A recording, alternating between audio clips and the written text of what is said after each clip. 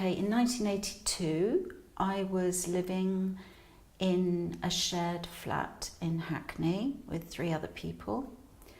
And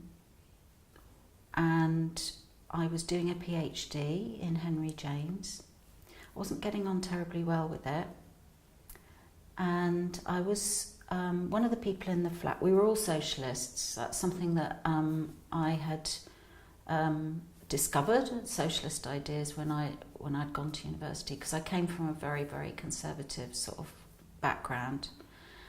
And one of my flatmates, Chris, he was gay, very out gay man, very much on the scene, and had a kind of very confident, it seemed to me, confident kind of gay identity.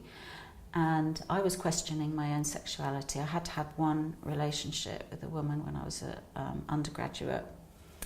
And he saw this advert for the Gay Video Project, or Gay Youth Video Project in Capital Gay. And he showed it to me. And I went along with him for something to do, I think, and because I was interested. And I think I took my friend who was staying with me at the time, Stella, I think she came along the same, suddenly come to me. Anyway, she was straight. But I went along to sort of just see what was going on, and immediately started to feel that there was a group forming. And I think at that time in my life, I really needed a group, because I did come out, well, yeah, it's difficult to get it in the right. I wanted to be part of this group. It seemed really exciting. People were playing with cameras and sound and pictures, and I was very interested in photography. And I was very interested in writing and literature and films, and I'd was seeing a lot of independent films, art films, international films, and I'd become very opened up to kind of all different sorts of culture, because I'd grown up in such a conservative, mainstream sort of atmosphere. And so it appealed to me to kind of explore these things that people were doing. I was very taken with the idea of gay identity. I'd wanted to not label myself before, but it started to become something that I did want to embrace, was a lesbian identity. At the time, I knew I was bisexual, but I could see that you couldn't be bisexual if you wanted to be in this group. So I kind of adapted to that, and I came out as lesbian. And I had a relationship with somebody in the project, and I came out as a result of that in the process of Framed Youth in my family. And I got rejected quite severely. It was very, very traumatic.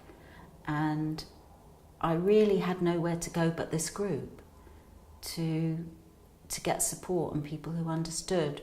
And so it became very much part of my survival strategy, being in the group and taking part and playing a part in it. And I think I was always, I was never in the lead of experimenting with ways of doing things. I remember once filming somebody, interviewing somebody, and I was on the camera, and I started filming their hands, their feet, and the way, and their body and their face as they were talking, and realizing that it was good to a certain extent, but you couldn't keep doing that. It started to become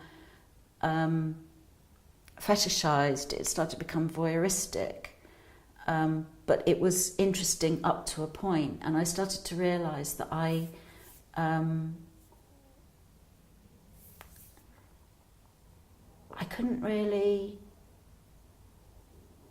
wasn't really sure how to handle that environment.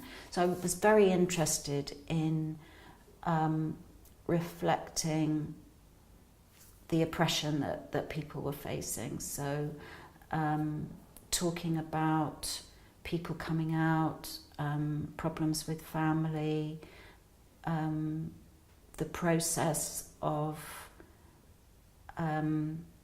becoming pleased to be lesbian or gay rather than apologetic about it. That was something that's very important.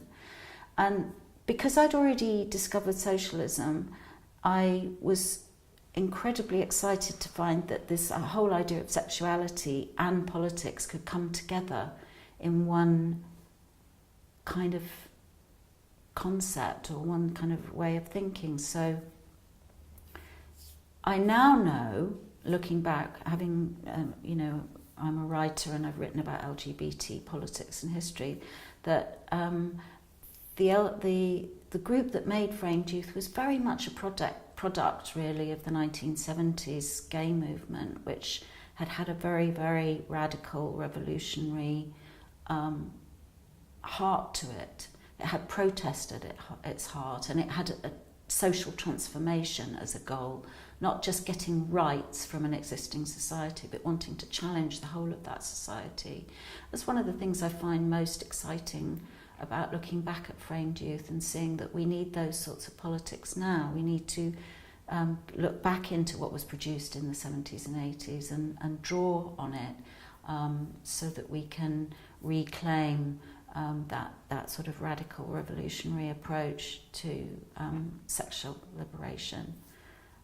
So for me it was a sort of sexual liberation, creative discovery, political discovery, and lots of personal changes for me at that time as well. So it was a very, very powerful experience. And I think that other people were much more pivotal in shaping the look of it. I mean, again, like you, remembering exactly what happened and how it happened, it's quite difficult. But I do think that there were people in the group who were more confident about visual experimentation, and I'd like to, sort of honour them really for what they achieved in terms of the experimentation and the daring that took place. People who were prepared to kind of take risks and experiment. It's funny looking back on it. I know that when I joined the project, there was a purposeful emphasis on bringing more women in and making it a genuinely inclusive project of women and men. Don't forget, as well as not being bisexual inclusive, it wasn't really transsexual inclusive either. So it was very much lesbians and gays. And so I became, now I'll tell you what, to be quite honest, again, you see, I didn't take the lead in that. That was something that just I watched happen. So I became part of a group that was really angry with all the men in the group and wanted to make a stand about having aspects of the film that were generated by women and that women did autonomously. They didn't want to always be doing things led by men, or the gay scene itself was quite male dominated, and the women's clubs were very much they weren't such commercial settings. So women were seen as a kind of oppressed minority within the lesbian and gay community and within that group as well, and that they needed to have a space in order to articulate and firm up, what they wanted to say in the group. They needed to have their own space to decide how the women's issues were going to be presented. And again, I don't think I really fully understood what that meant, but there were women in the group, Claire and Jill and Kim, Rose, Trill, Pom, and I think they had a clear idea that if you were going to make a strong women's presence in the film, women needed to work independently to create their own voice, and I think it's done brilliantly. I think they succeeded really well in presenting a really in-depth and rich kind of impression of what the lesbian and gay community was up against. Good. See, I came from such a sheltered background. I hadn't been part of the gay scene. This was my first experience of being out. It's my first experience. I started to go to clubs and pubs and so on. So I was new to it all. And they knew better than I did how you might create a more confident profile for the women in the film, and I think they really succeeded. And I probably did play my part in it, but my overall recollection is of learning and being quite challenged, actually. And I still had I still had really quite conservative ideas, not politically as such, but in terms of how you could be and how you could be. I was quite conservative in the way that I behaved. I was quite lacking in confidence, I think. So it helped me to belong, and it gave me a place to belong, and it gave me a place to articulate something about the world that I needed to do. There were lots of arguments, there were lots of disagreements, there were resentments in the group, there were ongoing tensions, there were debates that went on and on and on, which I found a great strain. And I often didn't really understand. But, looking back on that's quite extraordinary that a group of young people could stick together through that and come through all those debates and find common ground and to make something creative together in a group. And it is a genuine group effort. There wasn't one person in charge. And if there was a desire at the beginning that, or a plan that Philip Timmins and Andy Lippman would produce and direct something about young lesbians and gays, that was absolutely turned on its head. And Philip became the sort of facilitator for what the group wanted to do. And I think that, that's a really important moment in filmmaking, that it is possible to make something collectively, but it takes blood, sweat and tears to do that. But the rewards are, huge. And the group did, as you said earlier, the friendship bonds and the relationships that grew up were very, very intense, very strong, and we all met up a couple of years ago on the 30th anniversary, making Framed Youth at the BFI, and such a strong recognition and bond when we all came together again, even though it had been so many years. There's something really special that holds this group of people together, and so I'm very glad that's still there. That bond is still there. I can remember near the beginning, we were talking about what we were going to be making, because Philip said, I remember him saying this. They've given us this money, it's for development. We can just give them back a pile of crap.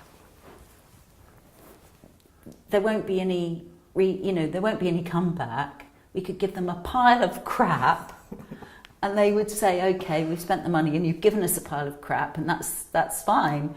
But I think that there was a decision made that we wanted to make something. We wanted to finish something. We wanted to unify what we were doing and have something to show for it. And I think that was an extraordinary sort of commitment, and it meant that people they worked really hard over that year. People worked full time on it for nothing, and wanted to produce something that was finished and that they felt proud of, and that they felt spoke the truth, and that they felt was genuinely and they wanted to be creative. They wanted to create something, and they wanted it to be really provocative and, let's put this that word, we would say now, edgy or interventionist, something that would be a surprise, that would be unexpected, that would be unconventional, and be surprising and wake people up. And I think we did that more than we'd realised at the time, because when the film won the Grierson Award, we were all, what? It's done what? What's that mean? And we didn't know it had been put in for it, and it was very surprising and a bit alarming that it had won this award and become like a mainstream event in a way. I can remember we all went along to the screening at the NFT, as it was then, like school kids in a big, we were quite unruly. We were very colourful, unruly bunch of people. But there were some people that didn't like the fact that it was that it won the Grierson Award. Ernest Anstey, who was one of the judges, said it was one of the worst. It's something like it was one of the worst exhibitions of the worst type of navel gazing. Just a homophobic statement dressed up as some kind of clever criticism, but not everybody wanted Framed Youth to win the Grierson Award. But I think now, I think that Framed Youth is a wonderful resource for LGBT history. I think it does expose a little bit about what it was like being lesbian and gay at that time in London, and what we were concerned about, how we felt, how we behaved, and I think that it's got something to say. I think, I'm proud that it's very political, that it was made in the time of Thatcher. It confronts the state. It talks about the interest that the state has in dividing and ruling the population. It relates that to the privatisation, and it relates to brutal policing. And of course we had the miners' strike to come. Thatcher was actually, preparing for the miners' strike at that time. And I think that comes across in the film as well, that there's a confrontation brewing. And, I hope that people watch it and find it an insight and also an inspiration about how we do need to keep the fight for sexual liberation as a political protest. Basically, once Channel 4 decided that they wanted to screen it, they not only had to buy it from us, but the whole question of all the copyrighted material that we had used in it with absolute abandon. We had no holds barred. We filmed off the telly, we used pop songs, we used whatever we like, and it all had to be gone through moment by moment, second by second, identifying where clips had come from, because we didn't even remember where clips had come from. So Channel 4 put us in touch with a film researcher who's now a very successful documentary filmmaker, Claire Bevan, and she had to go through split second by split second, every little bit of framed youth, making sure that every little bit of music, and there was also the music that was playing in the bars where we were interviewing people, that had to be cleared as well. It was a really tremendous process of unbelievable detail, and I think I've still got the clearance records, file that thick. It was a huge task. I think it took her like 2 months or something. It was a huge, maybe more. It was an enormous task to get that cleared. Simply because we went into it not thinking it was ever going to be shown on television, and then it was. And in a way that kind of spoilt things for me afterwards, because I carried on filmmaking for quite a while, and I have done other types of filmmaking since, done poetry videos using my own writing and filmmaking and other people's writing and actors and things, and I'm super aware that you better not use anything off the telly, and you better not use any music or anything, because it's a bloody nightmare. And I became kind of more conservative because I'd seen how bad it could be if you didn't take any notice. But, you know, having said that, it was cleared, and I think Channel 4 paid to have that work done, so that it was cleared but it was a nightmare. So it was screened at the BFI, and I didn't go, but I got my dad and my stepmother to go. I don't know why I did. I thought that they should see what I'd been doing, and so they went and they saw it at the BFI, and when I spoke to them afterwards, my dad's terribly homophobic. They're very homophobic. My dad said, well, the subject matter was obnoxious, but it was a very well-made film. And my stepmother said, it could sell ice to the Eskimos. I remember Claire Bevan in our office sort of phoning up all these film companies or corporations to try and clear the rights, and she was saying, well, it's a video about young people talking about their parents and difficulties and da-da-da-da, and hardly ever mentioning gay and lesbian. But she wasn't telling them lies, she was being, as they say, economical with the truth, I suppose. It was screened after hours as a kind of X-rated material in a way, you know, not actually, but, you know, seen as something that wasn't family viewing. And, you know, it reflects the kind of contradictory nature of you know, a group of people that are seem to be, you know, not, you know, at the time homosexuality was equated with paedophilia. You know, we were seen as perverts, we were seen as, you know, corrupting and, you know, undesirable and so on. But it kind of creates an underground, it creates a counterculture, it creates something that, although it's hidden, grows in confidence and so on. Very different from now, where framed youth would be very much something that would be shown in mainstream viewing time. And it just really makes me realise that, you know, the effects, we really have to confront the effects of austerity on young LGBT people who are coming out and maybe in hostile family environments or feeling lacking in confidence. And if they haven't got access through public libraries and through public services and facilities to get support, to create networks, to find information and so on, this is a real attack, a material attack on a minority group in society.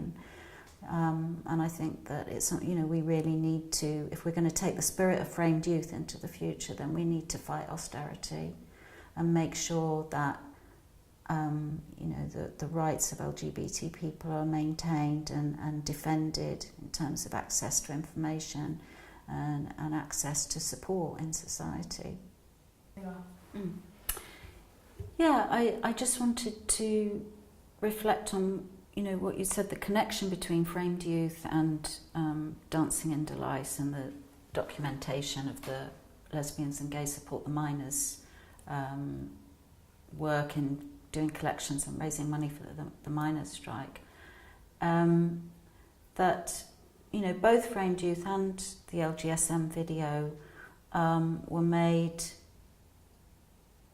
on the hoof with no proper funding or budgets, or you know, they were really low budget, people working for the love of it, with an intention, a political intention, a political and social intention, which overrode other considerations, and the need to and the determination. You know, I really want to kind of pay tribute to your determination as well as a filmmaker to see the LGSM video through to the end and to make it available, and that kind of conscientiousness, that level of conscientiousness, and making community video, and trying to tell the truth, and trying to, you know, being authentic and being willing to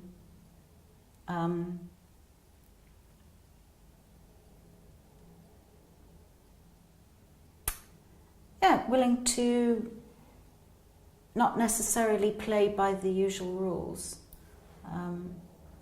means that, you know, those were the most important things that took place for us at that time, and they were things that we didn't really get paid for, or they were from the heart. Okay, in 1982, I was living in a shared flat in Hackney with 3 other people.